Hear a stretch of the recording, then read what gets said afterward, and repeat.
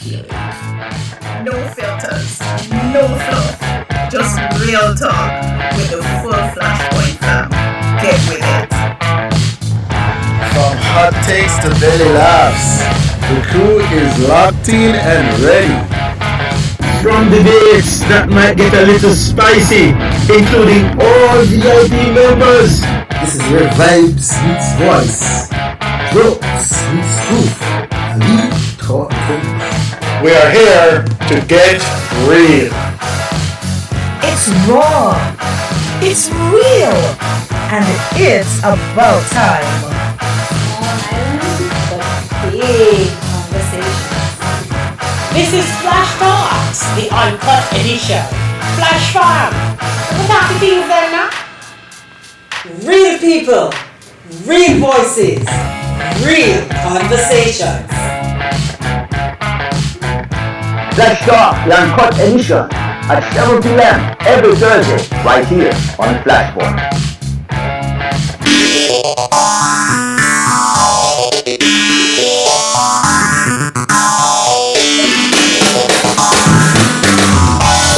Is a popular song by the great Bob Marley, and it says, "Man to man is so unjust.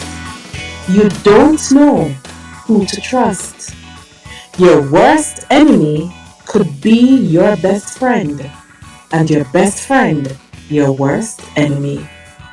Some will eat and drink with you, then behind they so payo. Only your friend knows your secrets, so only he could reveal it." I read a quote recently and it said, "If you and I did something wrong and the Holy Spirit convicts you to testify, please take my part out of it." Who the catfish? Let them wear it. Welcome to Flash Talks, the Uncut Edition, where the conversation is unfiltered, real, and straight from the heart. Now listen, tonight's topic is hot like jollof rice, straight off the fire. What's the topic? Who is a true friend? Who the catfish? Let them wear it. Let's be real. In this life, you will meet all kinds of friends. Some are with you in the palace and the pit. Some only show up when there's cake and Wi-Fi. And some, they're like SIM cards, constantly switching networks. But tonight, we're digging deeper, not surface level friendship. We are talking about godly, soul sustaining, show up in the storm kind of friends. The Jonathan to your David, the Ruth to your Naomi, the even if you stink after 4 days like Lazarus, I'm still rolling the stone away kind of crew. You know what I mean? Proverbs 17 verse 17 says, "A friend loves at all times, and a brother is born for a time of adversity." Notice, I didn't say a friend likes your post and only comment when they're bored. A real friend loves at all times. Even when you're cranky, even when you're broke, even when you're wrong, and they'll still pull you back to Jesus. So the real question is, are you that kind of friend or just looking for one? Let's not just wear the cap. Let's be worthy of it. Tonight, we're diving into what real friendship looks like. The raw, the real, the righteous. And because this is the Uncut Edition, expect hot talks, truth bombs, maybe a little holy conviction, and definitely some godly tea. All right, everyone, buckle up because our flash fam are about to drop some truth so strong that at the end we may even have to evaluate our own friendships. But before we do so, we'll take a break and then the Flash Farm will join us. Stick and stay with us. We'll be right back. Oh, remember to like and share. We'll be right back.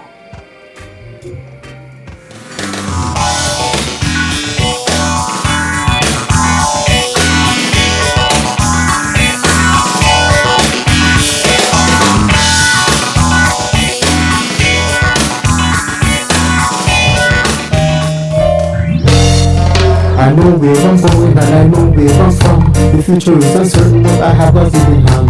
My heritage will guide me to conquer all. Fly high, fly low, creep or crawl. The heights by great men reached and kept were not just attained by many soldiers kept. Some wore blue shirt and khaki, but they all had dreams like you and me. I know where I'm going and I know where I'm from. The future is uncertain, but I have a in hand. My heritage will guide me to conquer all. Fly high, fly low, creep or crawl. So don't try to stop me with your dirty attitude, and don't criticize me. You have never worn my shoes. I have a mind to aspire and a heart to achieve. I know I will excel if I only believe. I know where I'm going and I know where I'm from. The future is uncertain, but I have got it in hand. My heritage will guide me to conquer all. Fly high, fly low, creep or crawl. The secret to success is hard work. No matter what the job, don't run or shirk. This one to remember at the journey along. Life is serious, but we must have some fun. I know where I'm going and I know where I'm from. The future is uncertain, but I have got it in hand. My heritage will guide me to conquer all. Fly high, fly low, creep or crawl. Fly high, fly low, creep or crawl.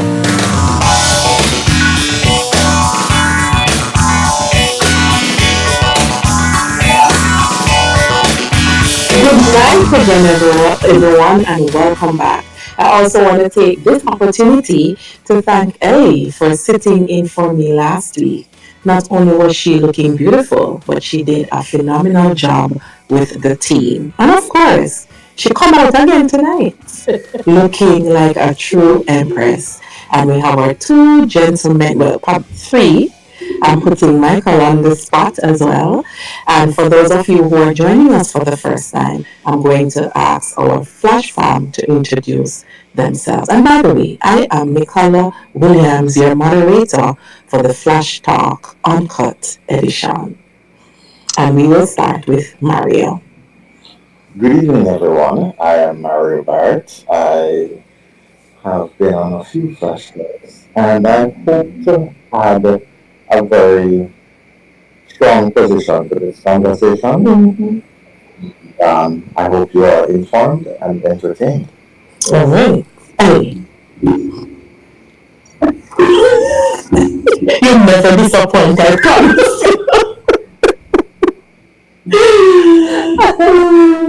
I am She's Ellie. I'm Ellie. Yes, she's Ellie. And she is the moderator and host for Sensational Sunday. And of course, the breakfast hour. Oh, yeah. I turned on the breakfast hour. Oh, yeah. And then we have. I'm Edgar Bennett. I find this conversation to be one that is very interesting and impactful, and I look forward to sharing it. Awesome. And Michael. But I also want to share, like Ella Bennett would say, I'm looking forward to the conversation. I'm looking forward for the comments and some of those very strong positions that I know will be coming out. So we'll listen to the conversations, and I'm really happy to join this one with you this evening. Host. Awesome. Nicole. And guess what? We are jumping right in. And my question to you, anybody can answer. What's the pettiest reason you have ever unfriended someone? And while you're thinking about it, did Jesus approve? What's the pettiest reason for you have ever unfriended someone? Mario. Does Jesus have to approve of unfriending? Now, I remember pettiest, you know. Yeah, but I remember saying to a friend of mine that your own peace of mind and sanity is more important than any friendship with anybody else. Therefore, if a friendship is threatening your peace of mind and your sanity, you owe yourself to walk away from that. I agree. Yes? And I don't like to think I'm a very petty person. However, if we just don't see eye to eye on things that may seem petty to you but are important to me, I will quickly step away. However, I am not one to step away and ghost people. I will let you know That you're stepping this on. is intolerable. I wish not to have any further interactions with you. Please do not pursue any. That's the end of that. Good night. Okay. Michael, I feel impressed. As I was listening to Mario, I'm just watching you coming across to me immediately right there. Because I was hoping that Lady Elise would have the first go at it. As it's like saying one male, one female, and then just like that. But then I see where you're going. All right. So what I'll say is, I didn't have any much petty things to do. What I know for a fact is that I consider my safety very important. And if I feel unsafe, I will act immediately to become safer. Right? So if it means that there are people or someone that is actually, to me, is a threat to that position that I will pride so much and is desirous of keeping, then that will mean that that person must be not a part of this conversation anymore. I will cut you off. I just do the decisive action and just know that I'm not doing this, and I just take myself away from the equation and leave it unchecked. So I get it, because there are a lot of persons who sometimes, like we had a conversation, we were having an earlier conversation about somebody who may have said something that is very not so nice and hurt your feelings very badly. And sometimes it is worse, it is beyond hurting feelings, because by what they are saying in their intent, it could be harmful if they are able to have access to you at that time. No, that person now I consider a threat to me, and so I would like, when, like everything else, if it dies, a burial must happen, and so you must commit it, right? Just leave it at that. Thank you. Emmy, what's the pettiest reason you have ever unfriended someone? I've been sitting here, and I always have to be thinking, and I can't really think that I've unfriended anyone. That's because everybody wants to be your friend. Can I tell you, when, as Mikey G mentioned, when you feel threatened, whether it's how they represent, and if you're dishonest, I don't do dishonesty. I get you. Edgar? It's hard to think of unfriending someone. However, I have a hatred for disrespect. Okay. That's So, fair. once there's any sign of disrespect, Yeah. and it is confirmed that it is the person is being disrespectful, Yeah. then it is hard to continue in that environment. Yeah. I get you. So you won't be having a friend. I get you. I think I have unfriended in my mind because I felt ignored, and that was petty. Moving on. In 3 words only. In 3 words only. What makes someone an automatic fake friend to you? And I'll go first. Stab in back.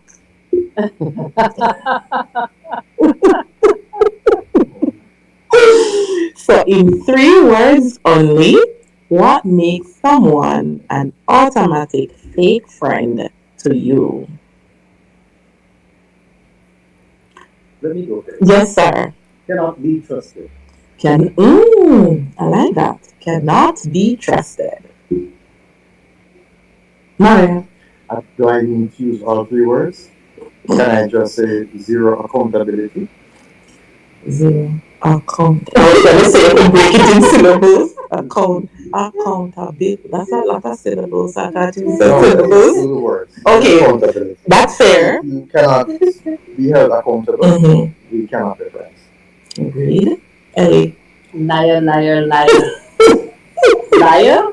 Pants on fire. Liar. Pants on fire. That works too. Yes. Mikey? 3 words? Did Edgar answer already? Oh, yes. He did. It was me alone. What was the question again? It's assuming Ella's wrong tonight. I know. So the question in 3 words only. What makes someone an automatic fake friend? So they do this, and right away they're fake friends. They're not real. 3 words. You can do what Ellie did and repeat one word. Well, really and truly, you said it. They're fake friends. Yeah. I did say they are Fake. fake. I like that. It was, yeah. So Yeah. and so that Yeah. with that in mind, Yeah. you must have some criteria to identify that. So Fake. it's not that you just say that man you're fake, because he don't look like a real man and he weak, but that's what I'm talking about. I get I'm talking you. about somebody who is just he's just somebody who you just know that they're not genuine people. You can't rely on them. They're not trustworthy. In fact, if I say to you, meet me at 10 o'clock, you can't meet me at 10 o'clock. You know we have something important, and you know the importance of it, and you find something that's important to. We're not doing that again. Yeah. I get you. Not doing that again. What's a red flag you ignored in a friendship that later came back like spiritual karma?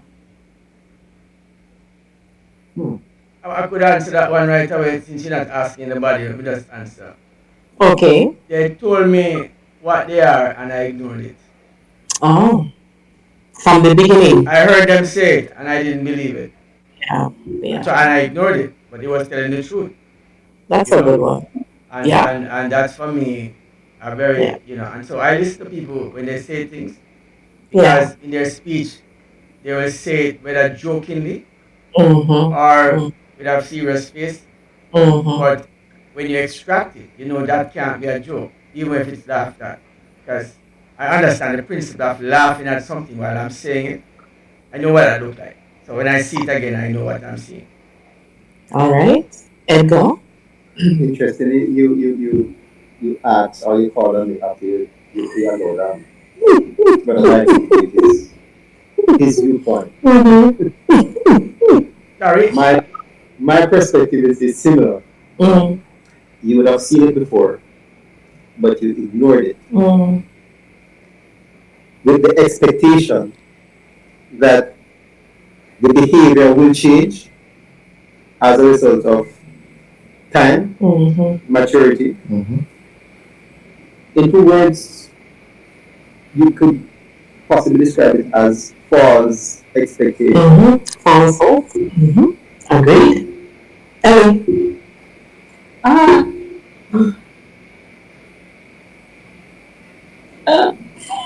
Okay. I mean,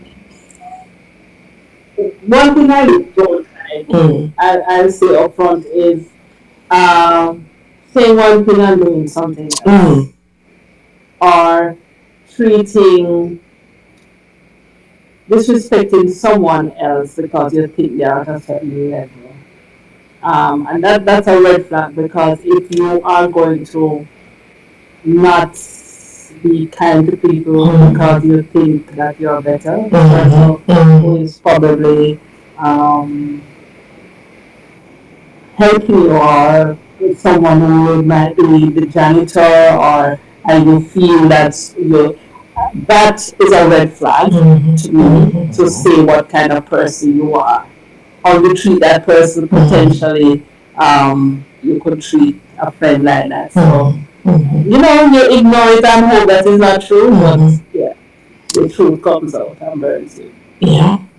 I remembered years ago when I had my, because I've never really had friends growing up. I had my cousins, and I tend to be associated with older women growing up. And so one of my very first close friends that I had, there were warning signs and I ignored them. And my mom was like, Nicola, be careful. There were older women who said, Nicola, be careful. But I was at this point in my life where, well, I have my own friend. Can tell my friend any and everything. Because at the time, I thought having a best friend meant you tell them every and anything. And then I learned that it's always important to find out the intention of people when they want to be a part of your circle. And at the end of it, the last words my friend at the time said to me is, I'm not going to stop until you end your life. Wow. And that stuck in my head. Wow. Wow. Wow. And I was left traumatized because I now understood why she came in my life and what she was about. And I have learned not to trust people. And the truth is, I was getting the warning, but again, because of this false expectation of what friendship should be, I thought that's what I had. And I learned a very hard lesson. And as a result of that, I am who I am today. Mario. Wow. Yeah. I would say wow. Yeah. Yeah, sitting here listening to you guys, I've I heard discovered a that. few about myself. Mm. I might be that bad friend that people walk away from. But Okay. I have never threatened to press someone until they end their life. I think, so for me, I have been, in my life, I've been privy to information, sensitive information, and integrity is utmost and foremost in my dealings. And I remember being associated with a person who did a few unscrupulous things. But, you know, from time to time, we may all falter. So I didn't take it as anything until something happened. And I realized that it had been, I was now the subject of it. And I was like, you know, should I just cut them off from day one? But that's how it is. You live and you learn. I know next time, not happen again. And Mikey said it. Like, yes, from the beginning, once they show you one time, this is it, you know. And I think as Christians, or non-Christians too, gut feeling is real, you know. Yes. And it's the same as, you know, that spirit of discernment. But because we have this hope or this expectation, we tend to push it aside and we get hurt in the end. Now, let's shift gears a bit. Do you think we sometimes expect more from our friends than we're willing to give? How do you find the balance between grace and boundaries? Anybody? Do you think we sometimes expect more from our friends than we're willing to give? Can I jump in here first? Oh, yeah. So, for most of my life, I am the IT guy. And so, people don't understand that if I work from 8 a.m. to 6 p.m. And you ask me to come by your house and do something for you, IT related, that is work for me. I want to ask, I throw Maria throw word for me. No, I'm not. Are you feeling guilty, Michael?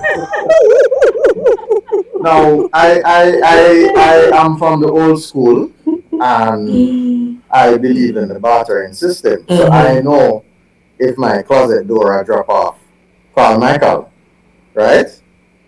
But what people need to understand is, okay, so I'm an IT person. I work from 8 a.m. to 5 p.m. You want me to swing by your house or by your office and do something for you. This is my job. I am still working here. If you run a bakery and you know that I love my belly and you're asking me to come by and taste your concoctions that you want to sell, I'm going to work that. That is a favor of a different kind, right? Yes. So what I think people need to understand is the expectation. If you want me to come and do something that is my job, you must respect my time, and you must understand that maybe at some point you might need to reciprocate a favor, right? And the thing is, and Michael knows this because I only got time Michael have to come on the yard to do things within tools, right? So that's fine. But if you have a friend that you're going, if I constantly asking Michael, come help me this, come help me that, come help me the other, and one time him have a computer we need to fix, and him say, boy Mario, you can't have that. Boy Michael, you want to say, it's true. $120 we charge for this, That's absolutely unacceptable. Yeah? The next time I have a closet door falling off, I expect Michael to when I call him, to say, well, that's a job working at will cost you $200 labor and materials, blah, blah, blah. Yeah? Fair enough? Fair enough. Fair enough. All right. Edgar. No. Do you think we sometimes expect more from our friends than we are willing to give? May I kind of share the notion of the ABCs or the ABCDEF of friendships. All right. Mara mentioned, we have been discussing, Mara mentioned one and commented on another. The whole matter of discovery. Because in friendships, you discover a lot about the other person, but you also discover a lot about yourself. There is the whole notion of expectation. It can be genuine expectations, there can be false expectations as well. But let us leave the F for last, because the F has to do with bringing the friendship to another level, or formalizing the friendship, or being friendly. Now the A has to do with actions. The friendship is defined by behavior, carrying out the way you act, right? Because people, I think it was Maya Angelou that said that people, they forget what you see to them, but they don't forget how you do them feel. Correct. So you can say many things and not mean it. In the end, what really matters is your action. Now, B has to do with your beliefs, and your belief system will determine how you relate to your friends.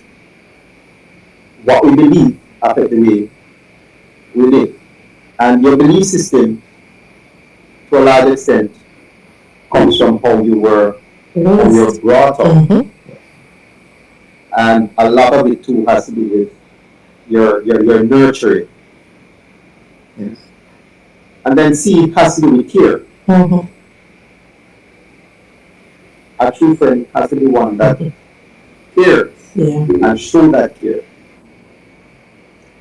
And there is a thin line between, grace or offering forgiveness and creating boundaries. Boundaries need to be created, but then you have to exercise judgment as to how far back you allow the boundary to be shifted sometimes. To accommodate. Because it's a give and take scenario.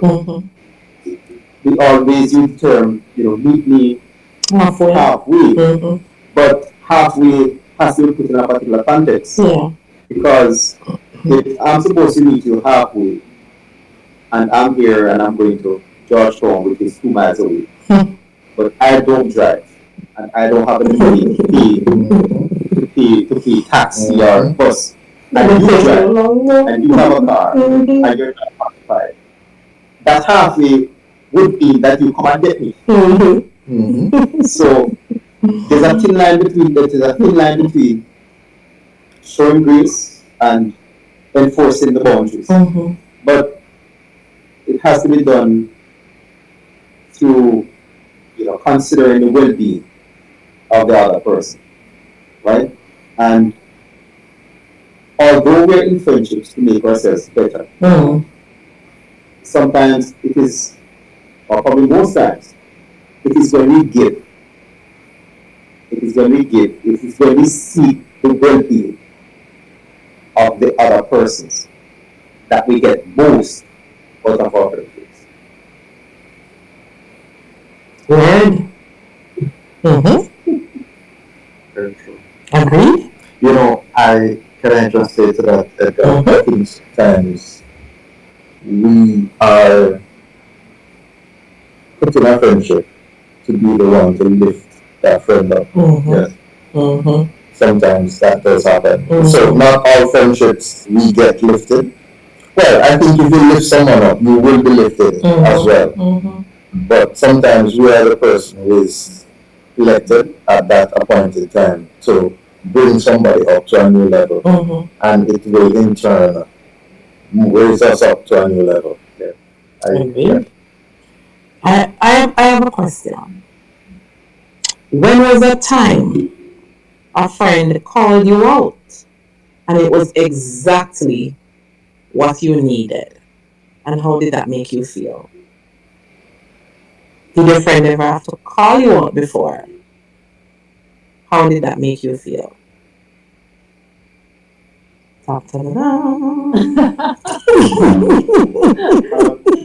Uncut. No, man, I mean, I remember, and I paused because I was trying to recall the exact incident. And but I remember the details. I remember feeling grateful after the fact.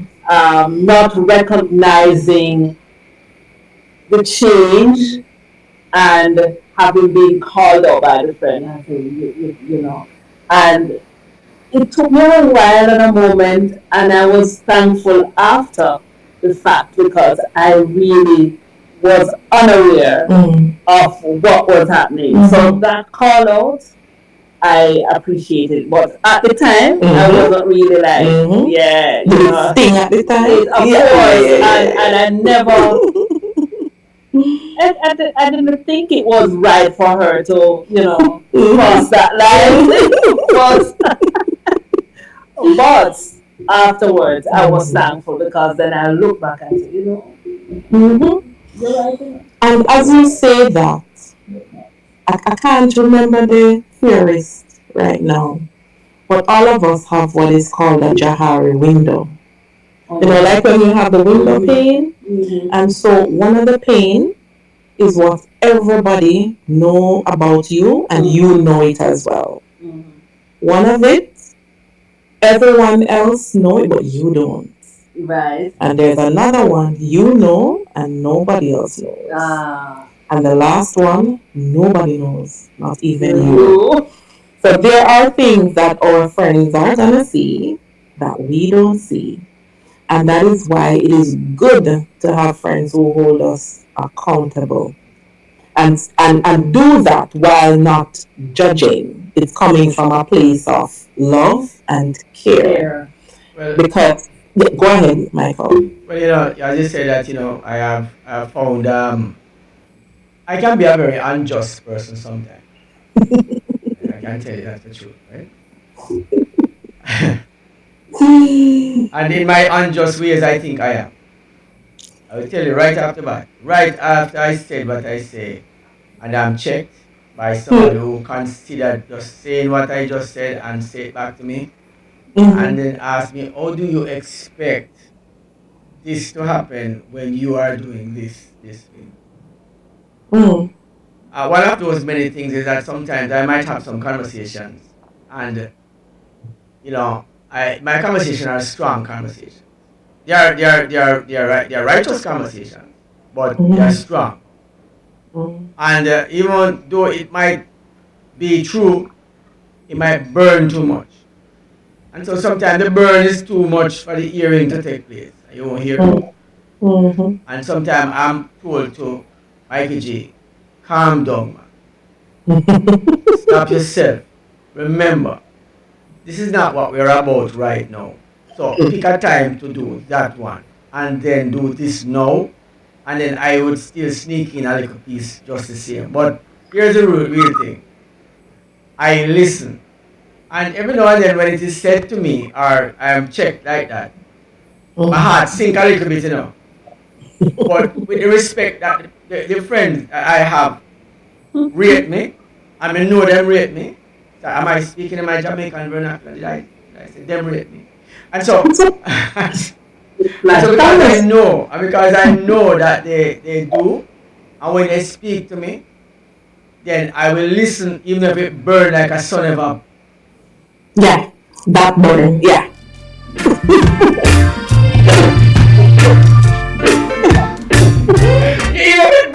Even if it burn bad, I have to listen. And so, a friend like Mario is a man who speak in mind, and I am always ready to. I speak my mind clearly, the same around him. And I will say to you, I know him for the last almost 19, almost 20 years. Would you say that because I'm listening to the conversation and it seems like both of you are really great friends. I'm learning that tonight. Is that so? Is that who is great friends? You and Mario. Mario? Yeah. You're about the tribe and B? No, I didn't know. Well, all right. So listen to friendship. So this is something that I say. I do not have many friends. Let me just put that right on the table. Mm-hmm. And if I count you a friend, Mm-hmm. you mean something. You did something that make me feel that you have the integrity to be my friend. And I would like to feel that because I am still your friend, I did equally the same, right? And so with that said, it is sometimes a very daunting position to have when you have people who you just simply can't trust them at all when you say anything. Hard, very difficult. It is. And if I finish talking here, so I'm going to start to race after I finish saying to you. Yeah. True. Me won't talk. In fact,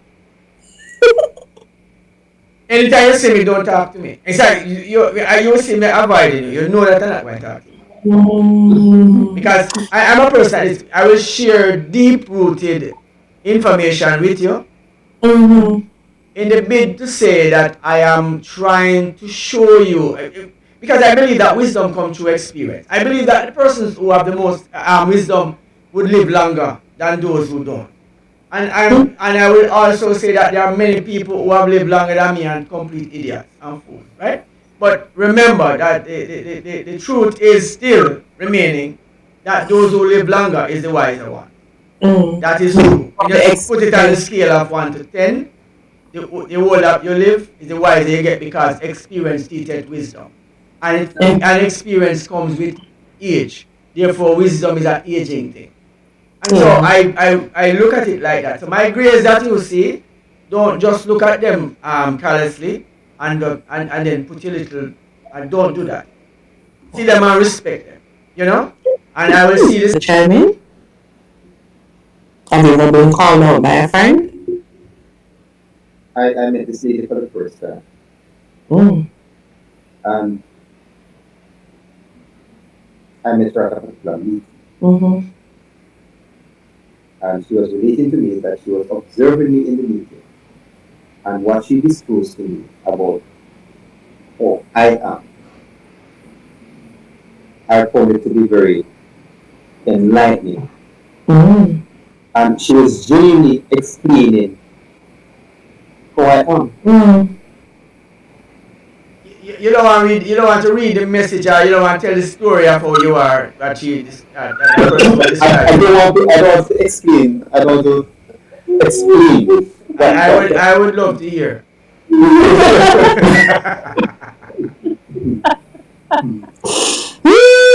But she was very accurate in her description. And for example, she said that I said very little, but I just sat and observed and took in everything. And she said that those persons are usually the most powerful. Yeah. Yeah. They're the ones who the buck stops with them, or they are key to the decisions that are made. And I was there looking at the lady. I'm just meeting the lady very, very first time. But she took interest in coming to speak to me after the meeting. And she was very genuine about it. And I was meeting her for the very, very first time. I don't know if I can classify her as a friend. Are you still in contact with her? Did our friendship develop based on that interaction? We haven't talked since. Okay. But I am looking forward to the next time we communicate. Okay. So then I see what's planted then, and you see this person as being someone who can enrich your existence. Indeed. Okay. Indeed. That is friendship material. Yes, I agree. Wow. Here's another one for you. Jesus had 12 disciples, right? But only 3 of them saw him at his most vulnerable. What does that teach us about the levels of friendship? I remember the Johari window, right? I can tell you that I can be vulnerable, but I am vulnerable with who is in my inner Circle.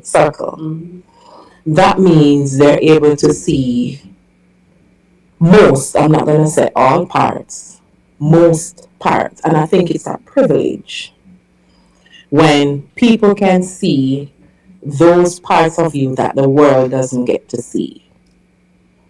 Can I say, I think that's where we have to distinguish between friends, acquaintances, Yes, associates, yes, co-workers, yes. And other people that some people generally classify as friends, but they're not. They're acquaintances that you know because you move in the same circles. You might go to the same church, you go to the same supermarket, you work in the same area, or you live in the same area, and you see them a lot and you interact with them a lot. There are people who you work with, and not everybody you work with is your friend. Can I put an amen on that? As well, you might go to church with some people, and because you associate that way, people will automatically think you're friends, but you're not. And then you have your friends, the ones who you can call at 2 o'clock in the morning to say, boy, the house has leak, come with a bucket. And then come with not only a bucket, but then have newspaper and some tea. Do you have those kind of friends? Well, from what I'm hearing, you and Michael seem to have that friendship. Yeah, I see that. I genuinely see that. Ellie, from the fact that Jesus had 12 disciples, but only 3 of them saw that vulnerability in him. I believe in keeping your circle, especially as it relates to vulnerability. It's not for everyone to see. And as Mario clarified, you have acquaintances and you have friends. You have your ride or die. And there are friends that you might not communicate with every single day but they are like your genuine friends that you can call and say, this is what's happening. I'm having a crisis. There are those friends, and I think you need those friends. And so I believe Jesus' example was deliberate for us to learn from, we have those persons that are really very close. Very good. Go ahead, Edgar. Jesus was selective. Mm-hmm. He was very, very selective. And we need to bear in mind that there are some friends, as Sister Elise alluded to, that even if you haven't talked with them for 5 years, when you do meet, it was like you were with them all day the day before. And you know that those friends are even closer than family. Low maintenance friends. And you don't have to. You can be yourself. You can be a complete self around them, and you will not be judged. They will tell you their mind, but you are in a safe environment. You're in a safe space. You feel as though you are perfectly at home. And loved. And loved. And those friends are friends for life. I would say this one, I just said that I have so many experiences along that line. Like I tell you, living long is a hell of a thing. You get to meet some people that you shouldn't meet, some that you should never meet, and some that why you meet, that kind of thing. It's just that level, right? So I had a friend, a good friend. I mean, and this is where it is. This is where it is,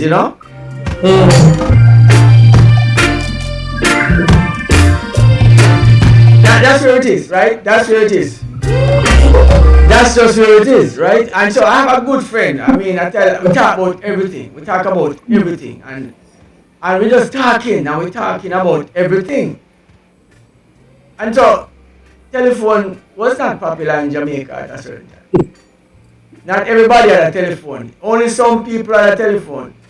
But like myself, I had a cellular phone. You know what I mean? I have a big thing I call the fridge, that phone.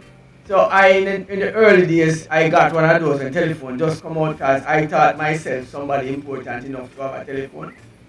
So I did that. And so it cost me at the time $700 every month. But it just for have the phone alone. That time I had to pay $700, and that time $700 enough money. I like the whole you pay.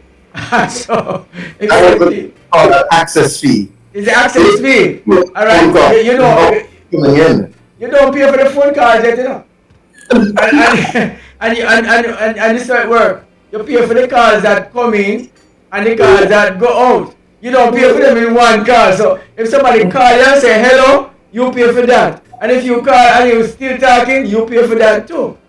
So that's how telephone used to be. And so it was a very daunting thing. And so the next provider, who was I would say another provider, came in with another type of telephone that was a cellular telephone now. And cellular service started to become more prominent because this cellular service was offered by the same persons who did not offer landline to the general population. It's just to the elites.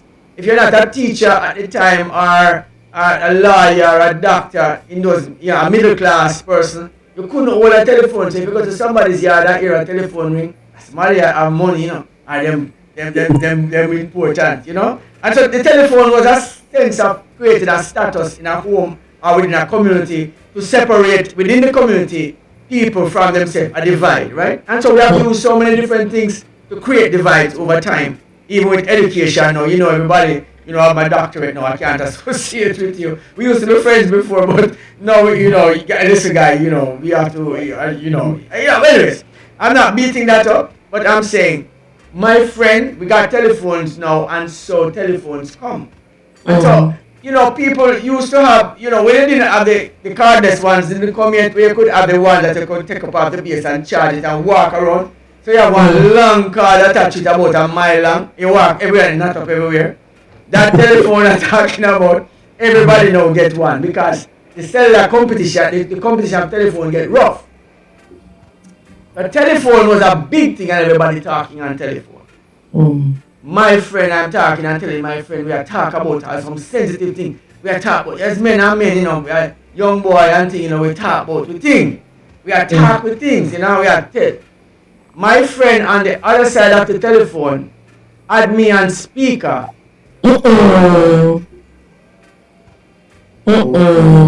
So if you see Michael G don't even want to talk to you on a telephone and have certain conversation. And if I say something to you on the telephone, you can tell everybody, no matter what I say to you. Tell them just like what I said. I want you to tell them just like what I said. I'll probably give you a message. That's just me. Wow. You understand? And so I do not take these things very lightly. And so when we see people who we cannot rely on for trustworthiness and depend on them for that. Wow.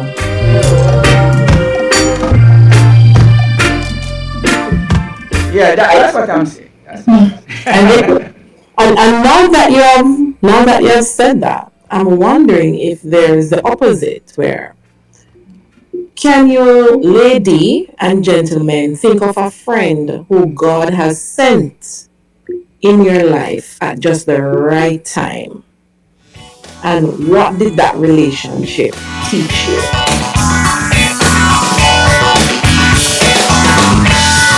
While you answer that, we're going to take a short break and we'll be right back.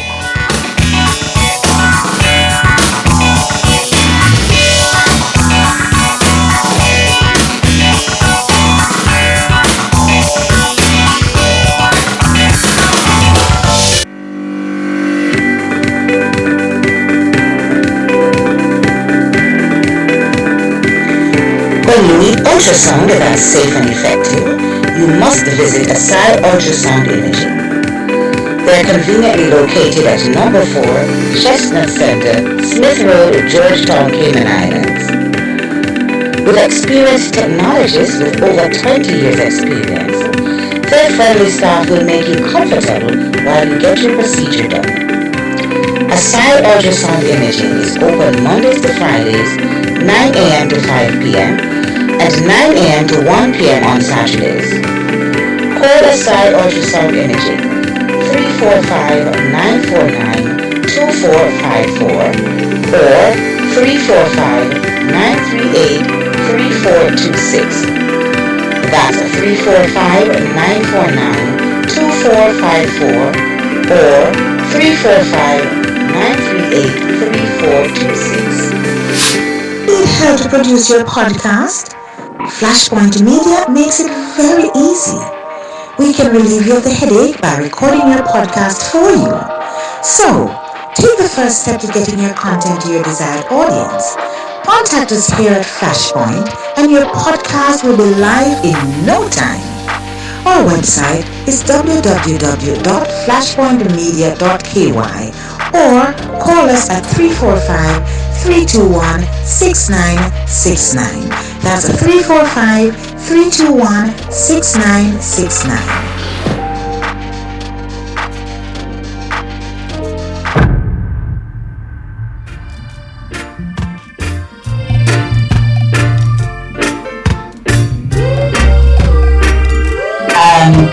Welcome back to tonight's edition of the Flash Talk, the Uncut Edition. And tonight we're looking at who is a true friend, who the cap fit, let them wear it. And I was about to ask a question, but I think I was put in my place.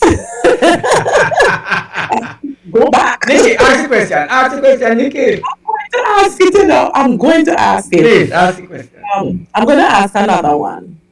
Ask the right one, man. Ask the same one. It is the right one. I promise you, it is the right one. So my question is, and I'm asking Mario, do you feel like you have outgrown a friendship? And if you have, did you walk away not feeling guilty? So, context. I was living in the States, working a job without a visa or work permit. The idea was my employer was in the process of acquiring said. Right. A friend of mine traveled to the US regularly and came to my office one day, had a friend with him, and we met, exchanged numbers. As the ad man, you want to know, say you have somebody you can call for whatever reason. Got this guy's number, and we chatted a couple of times. I remember one evening he wanted to drive to West Palm Beach, asked me to accompany him. I did, and we had a good long chat and stuff. I was young and impressionable, did not understand life, and I did my job a little too well, and now became redundant. And the unscrupulous employer said, let's not get the work permit for this fellow because we don't really need him anymore. And I was unemployed. I was staying with the fellow at his place, and got a call one day to say, look here, you have to vacate. And I called up the guy and said, boy, this is the situation. He had a pickup. I've been told I need to leave this place. Can you come and get me? I need to pack up my stuff, go down by my cousin. And he's like, what are you going to do by your cousin? So I said, figure stuff out and leave. And he's like, no man, come by me and we could figure something out and stuff.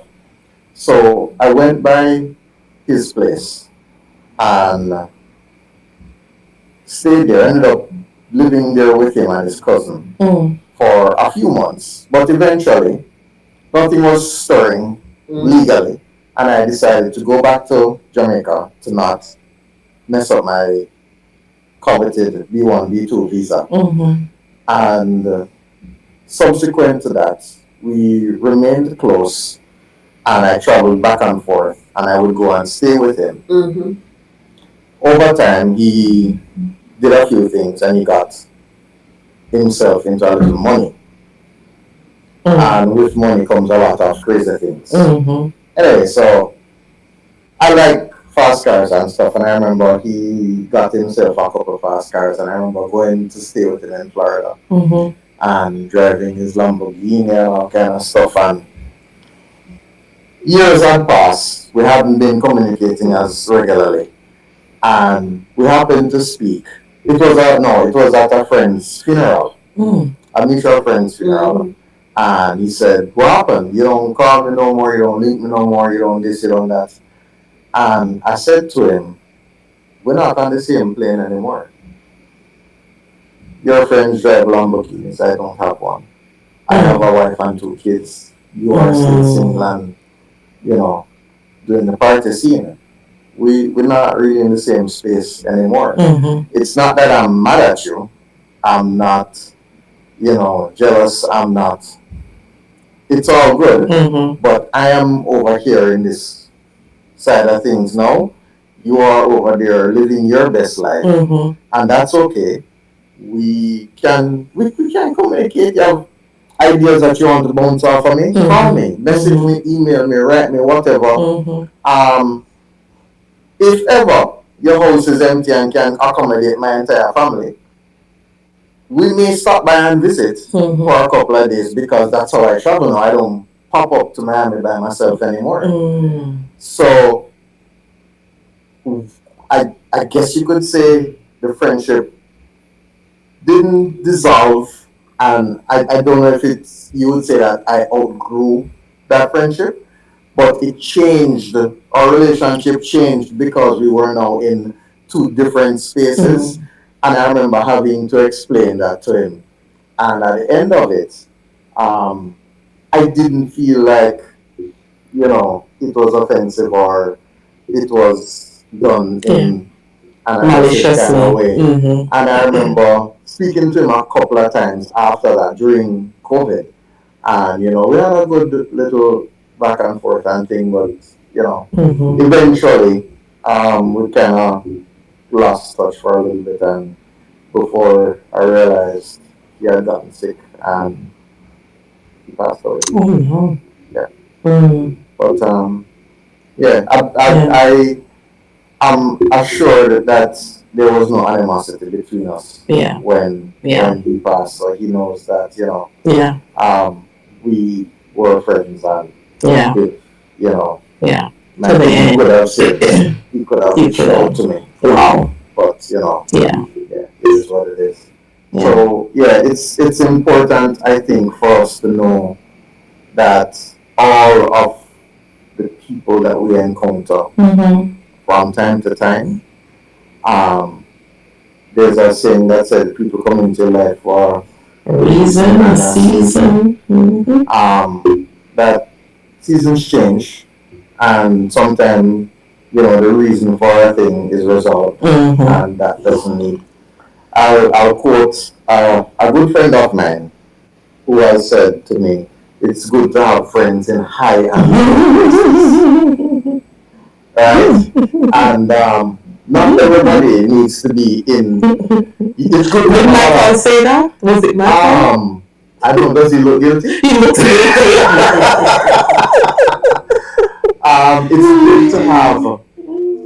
It's good to have friends, but it's good to keep it in a circle tight.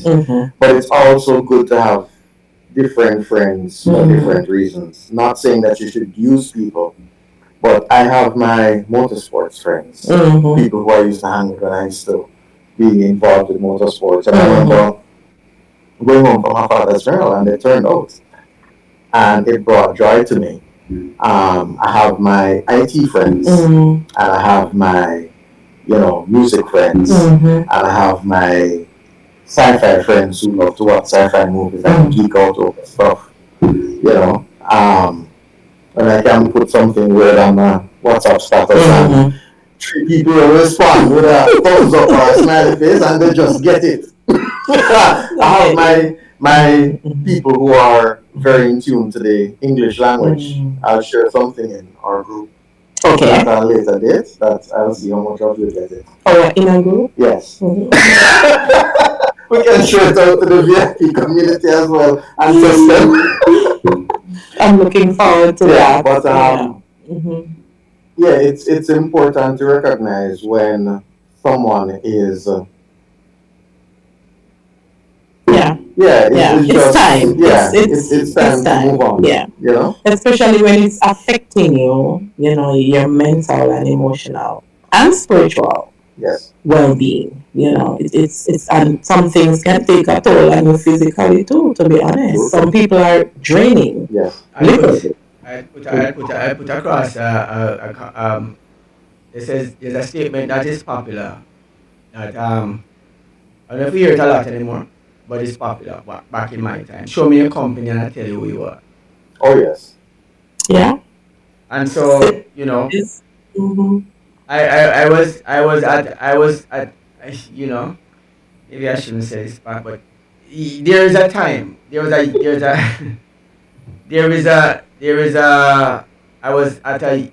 was a young boy in church, and there was another young man who was my good friend while I was at church, and there was this other man who was a deacon or something within the same organization, who went and tell the parents of my friend that they mustn't keep company with me, because say I'm a bad company. All right. Having said that, here's the next. I'm gonna give another one. Mind you, we are still friends now. We are. He is my oldest friend right now today. Well, no, like second oldest friend today. And yeah, you are the sum total of your 5 closest friends. And so this one is a killer for you. So while it says show me your friends, a company, and I tell you who you are, you actually become your friends with the 5 closest persons. So if you examine this conversation, this statement, this context of the conversation, immediately you're going to look at your surroundings. And so I see 4 people there. If I put 1 more there, I'm in good company, And you see where I'm at? Yeah. Nicola, by just sitting there, you'd say, by your company that you keep, you are a sum total of them. So are you going to be, we are broadcasters. We are persons who are interested in streaming and making news and reports, then you become that too. If we're in robbing people and stealing their stuff. I just brought the context in that way, but I'm saying also, this is the next, I'm going to leave it to many people want more conversation there.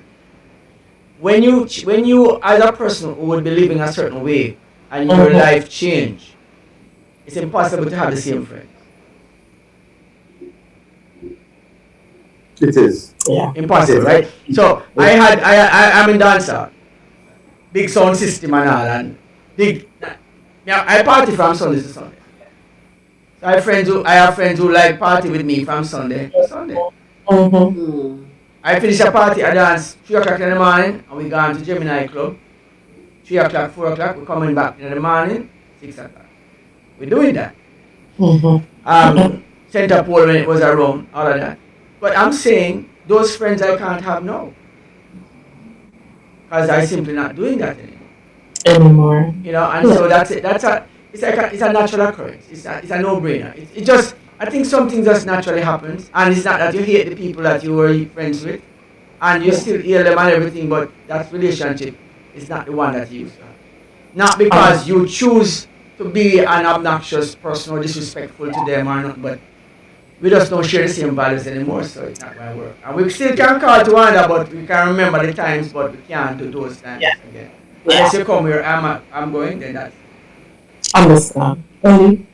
I think it kind of happens naturally, and I remember reading a book, one written by Emil Maxey, The Will to Heal. And I remember he was speaking about loss and friendship over time, or life changes. And so he made the analogy with a sort of relay, that there are persons in your life, as Mario suggested, that are there for a season. And it's for that one leg of the relay. And then the anchor leg, that person brings you right down to the end. So that's the analogy that I believe is true to life. And so you'll find friends naturally at different phases of your life or whichever circumstance, and they fulfill a role at that time. Correct. If I might add, before Elabeth goes there. Let me just take Edgar and Mikey. Yes, sorry. So it's important to know when to leave a friendship or when to change the nature of the friendship. And this may come across as provocative for Brother Mikey, but if you consider Jesus and the caliber of friends that he chose, you need to give that some more explanation. The fact is, he chose them for a reason. He chose them to save them. Notwithstanding, there came a time when he had to leave them to perform another phase of his ministry. But he did not leave them empty-handed. He empowered them to continue. But he did not leave them the way he found them. He transformed them. And as friends, we should be that transforming agent in our relationship with our other friends. Amen.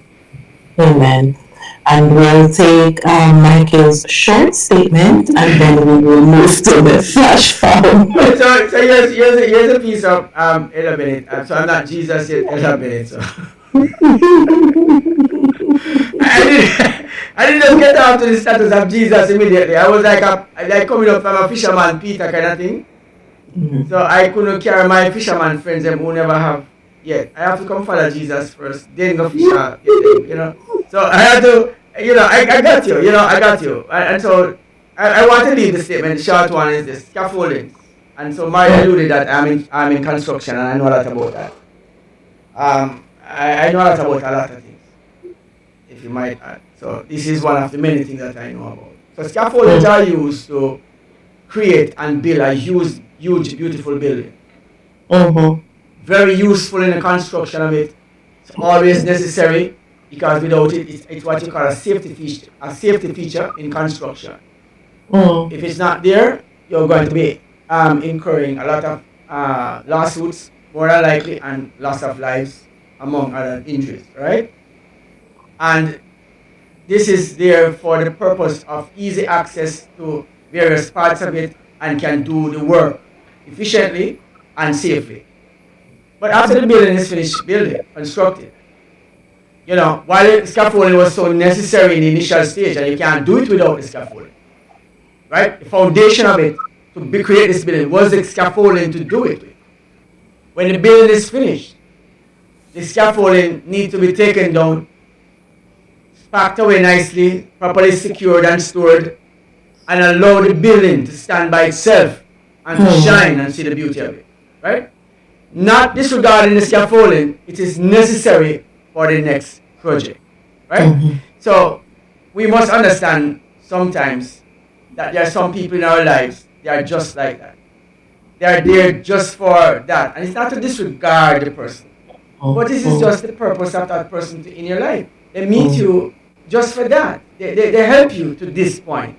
And so a lot of men are screaming right now.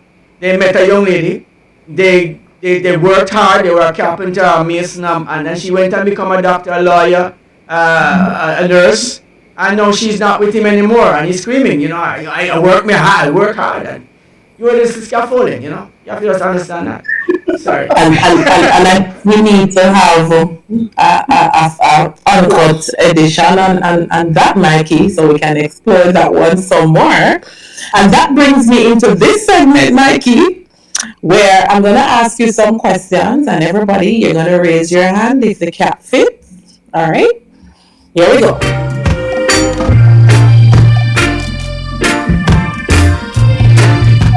Down.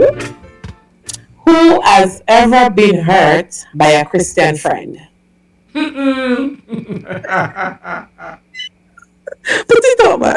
I don't know that I've been hurt by a Christian friend. Yeah. That's so interesting. I'm gonna ask the question again and look at the hands. No, not putting it up. All right. Yo, that you might have run out of hands.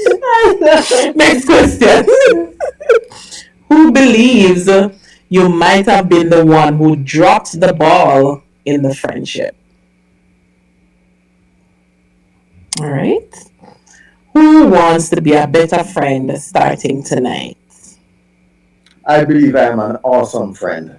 Self-praise is no recommendation. I am an awesome friend. Self-praise is a friend should say that. You should not say that yourself. And you know what? That's alright, Mario, because here is where it's gonna get real. Okay. Right? This time you're not gonna raise your hand. This is another game we're gonna play. You're gonna say, and you're gonna say it all at once. You're either gonna say guilty, healed, or not my cap. Guilty, healed, not my cap. Here we go. First one. I'm be quick with it. Who's ever been the friend who disappears when they got into a relationship? Whether you got married or you started dating. All right. Well, I'm going to get with that one. Let me hear it.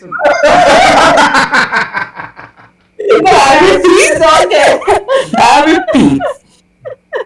So you're to say guilty, healed, not my cap. I heard that, but I didn't get the question. Who's ever been the friend, or you the friend who disappears when you get into a relationship? So you have your friends, and because you meet a lady, you're no longer friends with your friends because you're so engrossed in that relationship. Your friends don't really. Guilty. All right, Mario. Guilty. Yeah. No comments on the penny section. And also, I'm trying to just be like that fly on the wall. Nobody knows more than I know answer. Everybody have to look this side. What's that? No, and I gave you options. Healed, guilty, or it's not you, so it's not your cap. Not my cap. All right. Alright, next one. Remember to be quick with your responses. Who's ever used the "I was busy" excuse but was really just ignoring the chat? Say that again. Who has ever used, you say, "I was busy," but all you were doing was just ignoring the chat. Somebody sent you a message and you say, "I was busy." Not my cap. Not your cap? Okay. Not my cap.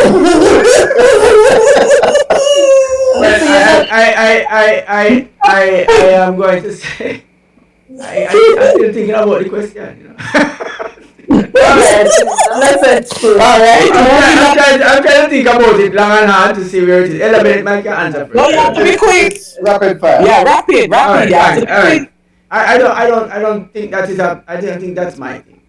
Alright, so not your cap. No. I hope that's not cap. My thing is I don't really see a lot of messages. You know, so. Alright, moving on. Who's been a jealous friend before but didn't want to admit it? Not my Guilty. cap. Guilty. Alright. Not my cap. Guilty as charged. Who's, and listen now, don't cap. Who has gossiped about a friend and then pray for them after? Guilty.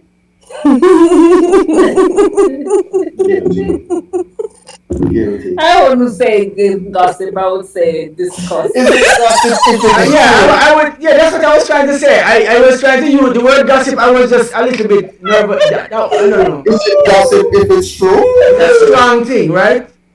But discussing something, I have discussed stuff, but then I realized that prayer might be the option. Is it gossip if it's true? Edgar, is it gossip if it's true? It depends on how it is discussed. Behind your back. No, not necessarily. You and I know facts about Michael, but I know facts that you don't know, and you know facts that I don't know. So we tell each other. And we buck up over coffee and discuss our Michael isms. Is that gossiping? My facts are facts. Your facts are facts. And does it tend What's the motive? does it tend to tear him down rather than build him up? It's doing nothing. It's reality is what he has done. Usually it's never neutral. Well, you know, I might tell you some things that you consider, well, those are good qualities. And I think these are what makes Michael a terrible person. You might tell me some things that I think, well, that kind of redeem him. But in your Guys, I'm still here. You believe makes him a terrible person. I'm still here. I am still here. Right, yeah. You know Michael is a popular name, right? Yeah. So is it gossip? You throw your card and you never call no If phone, it's right? true, no, if it's true, is it gossip? I told Michael, let's say something here. I told Michael that I don't believe anybody should take a picture with Ellie. Because Ellie's smile is so quick and so automatic and so ready. She spoiled up everybody else's picture because she looked like Miss Lamata ready to go, and everybody in the picture feels so alive. Get the picture already. You know what they have a saying. They say, confession good for the soul, but not for the character. Bad for the character. Anyways, I would say this. Go ahead, Lee. We're moving on.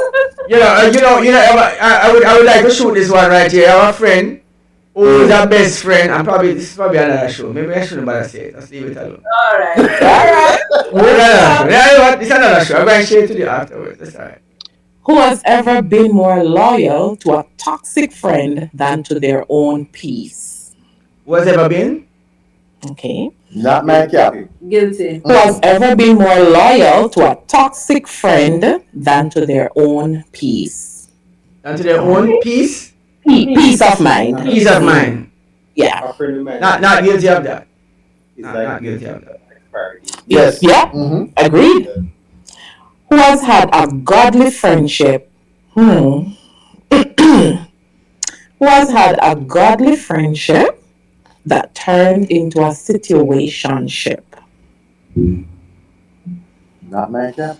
Not my cap. Can I just send out my cap right away? Alright, moving on. Move on. Okay. Moving on. Hold on. Everybody, move No, you're not allowed. Here we go. Who has ever ended a friendship over vibes and vibes alone, no real conversation? Bad energy. Not guilty. Not my cat. No. No. No? Oh, you guys are so mature. Who has ever been the one to ghost someone and call it protecting my peace? Only know this No, right. I don't ghost people. I just cut them off. People. You don't block them either. No, I block you call it. Me take out them number out of my phone and lock and just That's not ghosting. see to that them number is supposed to call me again. It's blocking you call it. Oh, you block them? I don't know. Me just delete them out. Fair enough. All right. Block scammers. Yeah, for sure. For sure. Some friends can be scammers. Very true. When they're scamming your Very peace, I agree. Who has a friend right now that you know God told you to release? No. Oh. To release them? Yeah. Like they lock up in a cage somewhere? Yes. Guilty. Hold on. Explain that to me, because it's all like you have them in a little small room and you're not letting them out. Somebody who you count as your friend that you really should just It's let them time. go on. Yeah, it's time. For them season done. Yeah. Or who became your enemy? Yeah. I'm not necessarily enemy, But it's just time. The season. Alright, I'm going to be thinking about that one. I think many people see me as one of those friends that they think it's my time and I need to let me go. You know. And some people I wish they do it earlier than later. I refer them to it's good to have friends in high and low.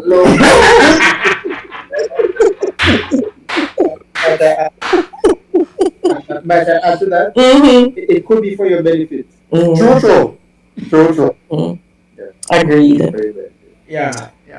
Who sitting here knows you need to apologize to someone before the week is over? Not my job. Well, if you asked me like a year ago, yes, but not now. Okay. A year ago, maybe, but not right. I don't think I have anybody to apologize to for it. Thinking about that one. Oh. Miss Ellie? Mario.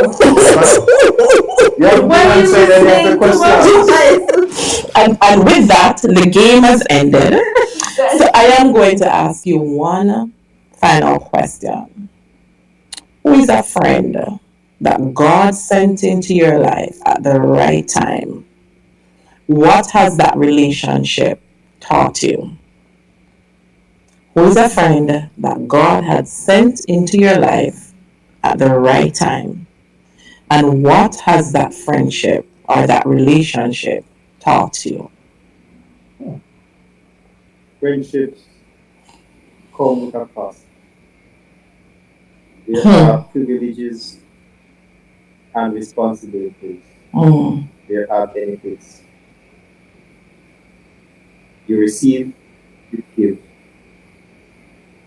There is sacrifice that's required, but there are obviously some benefits. And notwithstanding all the glories, there are going to be tests and trials, and oftentimes temptations.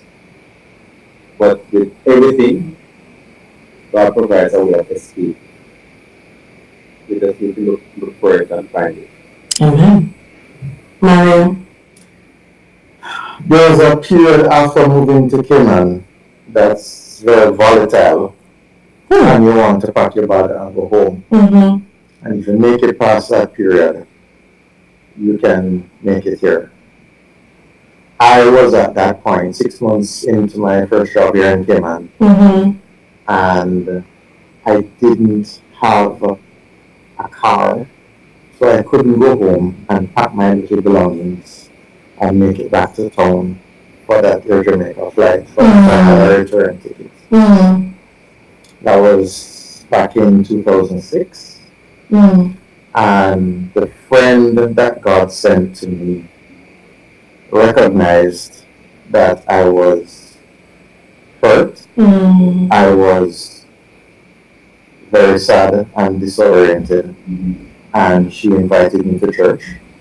And we ended up, we went to church together. We did a lot of things together. We went to lunch a lot. We spoke. She was my company. She was my counsel. She was my big sister. And she so positively impacted my life. What has it taught me? Wow, so many things. I am eternally grateful for her being persistent and insisting that I come to church with her. Shout out, Marlene, wherever you are. I love you. Oh, you're one of the good ones, Marlene. All right, Mikey. When you raise that, when you open that can of worms, there's a lot of stuff going on.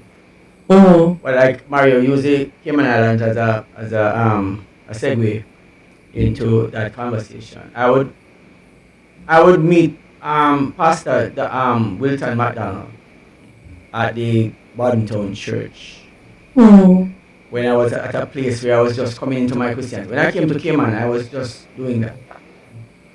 I wasn't doing much of anything else. You know, I was just coming out of dance hall, just trying to figure out myself, just knowing what to do, and I'm here now. And I end up at the Bodentown Church and met him and a bunch of other persons down there, a whole bunch of people. And just meeting them just allowed me to settle in a little better. My spiritual life was impacted in a very positive way because now I'm inclined to want to continue to do what I'm doing. And there was a support system in place that allows me to flourish in this area, in this regard. And for me, he played a pivotal role in the acceptance of me within the congregation at that time, because there was some little inside stuff going on that pushed back at me, and I felt it, and I didn't want to come back. And I would say it like this: always in sounds and equipment and stuff. And when I went there, I wanted to help out in that area, and a lot of pushback came. They don't want me to do this, and I didn't feel good not doing nothing. And this was what I was good at. You know, I wasn't going to go up there and preach the gospel all day and carry out the song service and lead out in the Bible studies and stuff. And so he saw that and he decided to nurture me, mentor me into that path and help me to understand. And for that, I am eternally grateful to him. And I would say that this is a bigger story than that. I have many persons to thank, but I will just keep it as simple as that. All right, thank you, Ellie. Since we are all going back to that phase, I remember when I came here, I wasn't in touch with friends, batchmates of mine from university. And I reached out. And I would say, thank you to Tishala and Marsha. I met me at the airport, came for lunch, sorted out my accommodation, sorted out my transportation. I never had to wonder. And these are friends that I would call every week or every month. This is years we haven't been in touch, but I'm coming to your neighborhood and they have not. If there's any issue right now, I can always call and they will check, they will, so I won't say happy birthday to Kishala, today's her birthday. But, I say these are true friends, and it has taught me. And that's why I said to you earlier, there are friends that you don't necessarily see, but that bond is there that you created years or months ago. So you might not be calling them, but you can always call on those friends. And yeah. Very well. And I want to give a shout out to, I don't think I heard from Edgar. I was very general in my comments initially. Oh, okay. Okay. It seems that you give me another chance.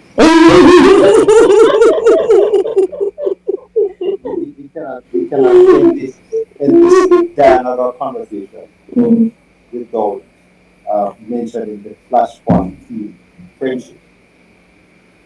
You know, and I guess it's more than friendship. Flashpoint family. That role that the members have played in the lives of each other. The kind of support that is provided, the kind of nurturing that is provided, and how we have excelled professionally, personally, and otherwise, having been associated together to be co-laborers with God. So I'm forever grateful to the Flashpoint team. Of course, headed by Brother Mikey. That's right. I'm sorry that you opened that can of worms because I remember quite recently I lost a close relative and Elder Bennett arrived at my office along with Georgia. Georgia bought, was it an orange or mango? Tangerine. She said, "This is your sunshine for the day. Do not eat it. It is your sunshine." And I hold that moment so dear because I was like, what? I didn't showed up. And then I was bawling out my eyes, right? And I just never expected them to be there. And that warmed my heart. And I'm like,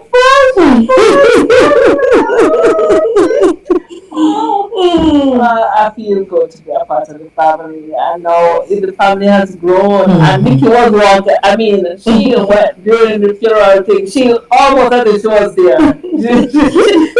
and she had that. I don't know how she is able to send the message with so much emotion or so much. I could feel as if she was there. It's okay if you don't want to go look. It's okay. It's fine. And I found that to be so reassuring. So thank you, Henry over there.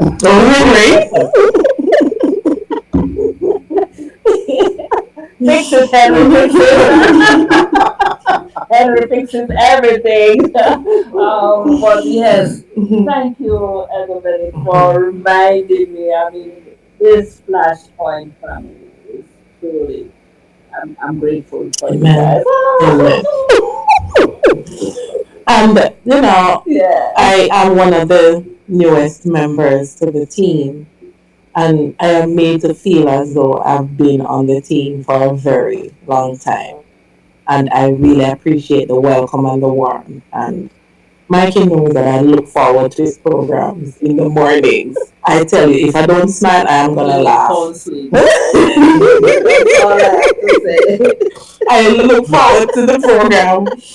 And on that note, I just want to say a big shout out to my people who are part of my inner circle, who have seen me, those vulnerable parts, who still love me. Thank you so much. You who showed up today on the phone and you called me out, you did, and it was done with love, and it was to remind me of who I am and whose I am. I want to say thank you.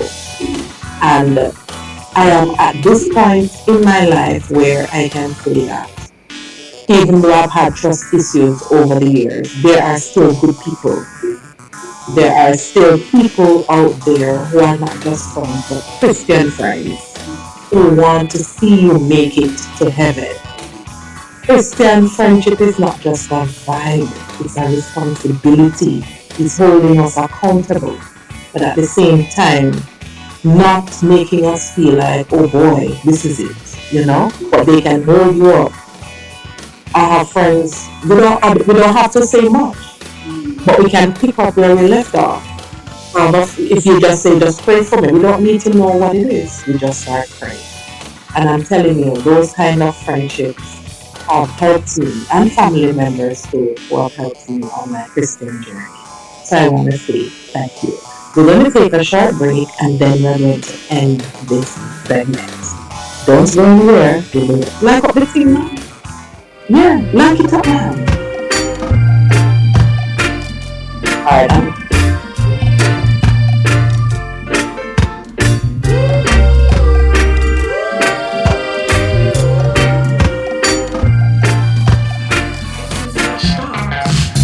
Uncut Edition. Say it just how you feel it. No filters, no fluff, just real talk with the full Flashpoint fam. Get with it. From hot takes to daily laughs, the crew is locked in and ready. From debates that might get a little spicy, including all VIP members. This is where vibes meets voice, jokes meets truth, and we talk things. We are here to get real. It's raw, it's real, and it's about time. Big conversation. This is Flash Talks, the Uncut Edition. Flash Farm. What are the things there now? Real people, real voices, real conversations. Flash Talk, the Uncut Edition, at 7 p.m. every Thursday, right here on Flashpoint.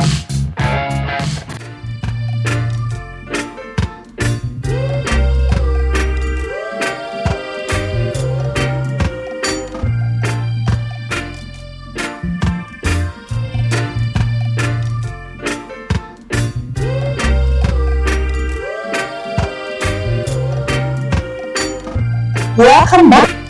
Thank you so much for sticking and staying. The cap may have fit tonight, but God's grace fit even better.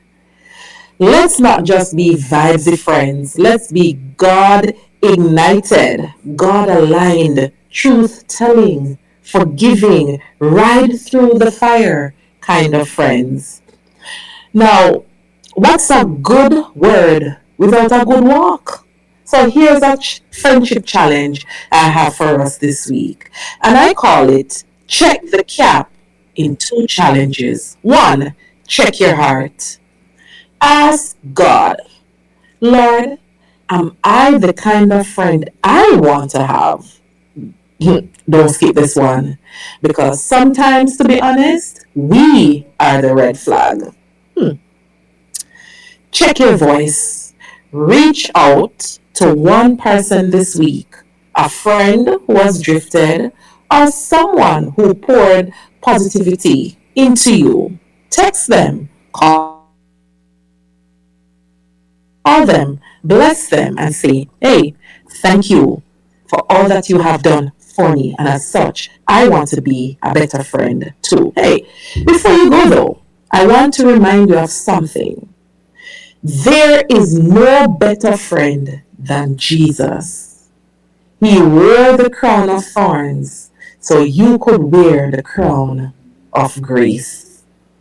He stuck closer than a brother, even when you didn't text back. And he doesn't just call us servants, he calls us friends. Because this cap of friendship, it ain't just vibes, it's about value. Hey, now you go. You go out there and you wear the cap right and love loud. Ladies and gentlemen, thank you for joining us tonight. And remember to click that like and share button. See you at the next Flash Talk, the Uncut Edition. Unfiltered, unashamed, and unstoppable. Have yourselves a wonderful night. God bless you.